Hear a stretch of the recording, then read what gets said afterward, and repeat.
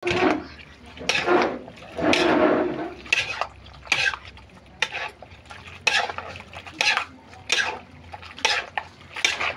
beng, beng. So guys, nalagay na natin yung bawang sibuyas dito.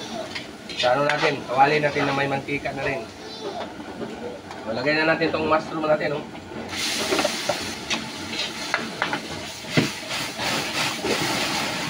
Woo! Nagdala kasi baka masunog yung bubong namin sa taas. Lagay na natin tong butter.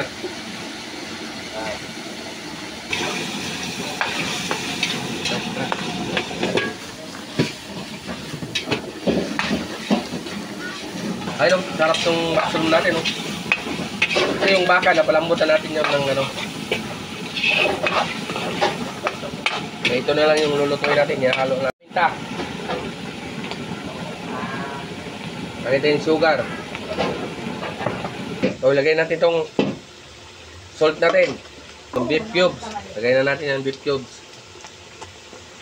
So, itong all-purpose cream. Lagay na natin yan dyan. Yan, oh. Napakasarap yan. Alagay. So, lagyan natin ng kinsay, oh. Oh, sarap yung ano natin. Lagyan natin sa beef. Ano na natin ang gusto tong cream natin. Lutuin na natin siya ng gusto. So yan guys, luto na yung cream natin. Lagyan na natin tong beef, oh. Tignan nyo naman. Basta. Kunan ko. Yan, oh. Uy, sus.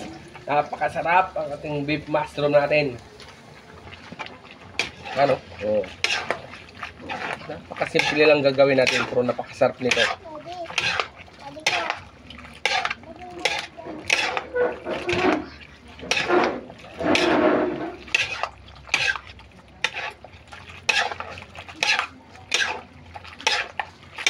Beng, beng, beng.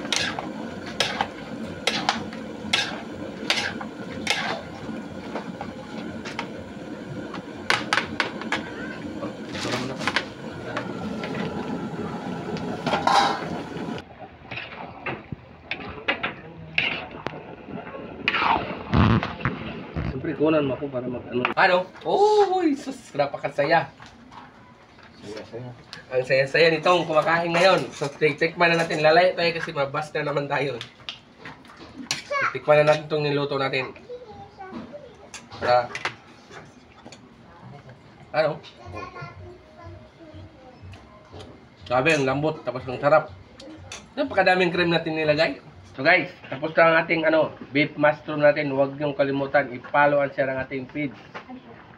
Sigurado ako napakasarap lang nito at napakadali lang ng ginawa natin. Kasi yung beef natin, napakuluan ko na kanina yan ng mga 45 minutes. Ay, 15 minutes lang ito kasi maniliit lang ang hiwa ko eh.